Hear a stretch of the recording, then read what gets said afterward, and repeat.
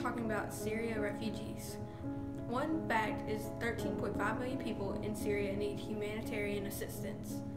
4.6 million Syrians are refugees and 6.6 million are displaced within Syria. Half of those are children.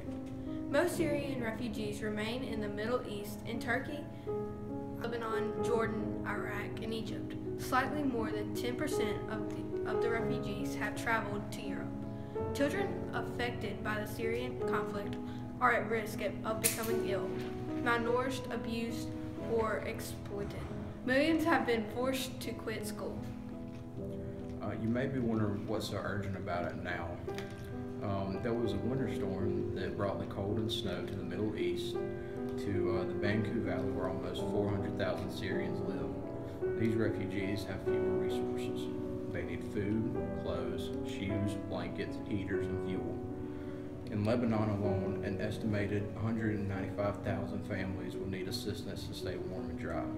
Even though it is cold and raining, they still attempt sea crossings to Europe. Why are Syrians fleeing home?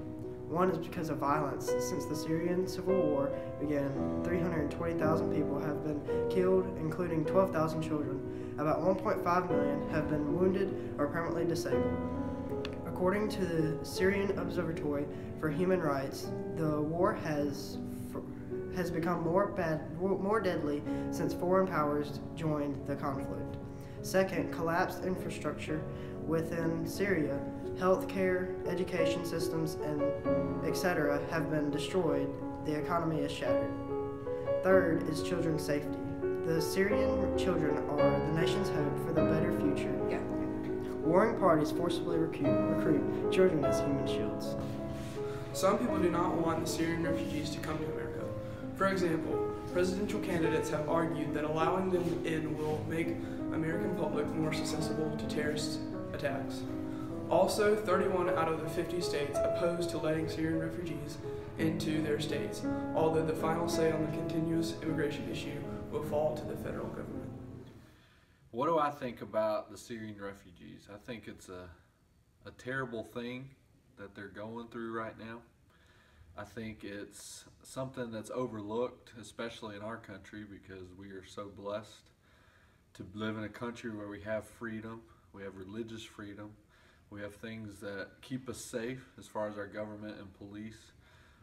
But, you know, from the outside looking in, yeah, of course we think it's a terrible thing.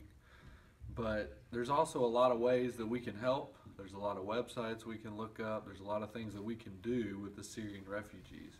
And the main thing that we can do is pray for them, because I can't imagine going through that. But I know that part of serving is actually praying for them. And if we do that, I know God will show us a way to be able to help them. I know He will show a solution. And I know that we can make a difference in their lives. Refugees escaping the violence in Syria often take few belongings, but they carry with them the physical and emotional scars of war. 9-year-old Ahmed Akalaf lost both his arms to a bomb that killed 3 of his siblings. Yeah, I have so many nightmares. I wake up screaming every night, and then my father, he comes and he wakes me up and holds me.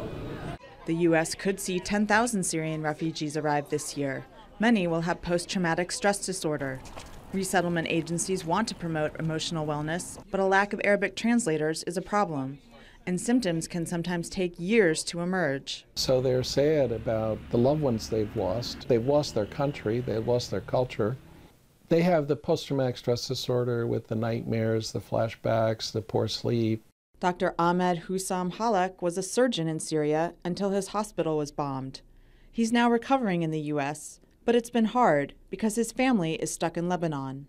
It adds a lot to my pain and to my, it negatively impact my, recovery process, given that, my wife and my kids, they're living in a country that has no government, no president, and anytime might just go bad. So it's a constant fear that I'm living in. Like Dr. Halak, young Ahmed would like to stay in the U.S. After 8 months here, he says he sleeps better now. He recently visited Washington to hear the State of the Union address with Massachusetts Congressman Seth Moulton, and he's looking forward to getting prosthetic limbs. Yeah, I want to have my arms back so that I can be independent and help myself. Focusing on dreams. instead of nightmares. Kathy Matheson, Associated Press.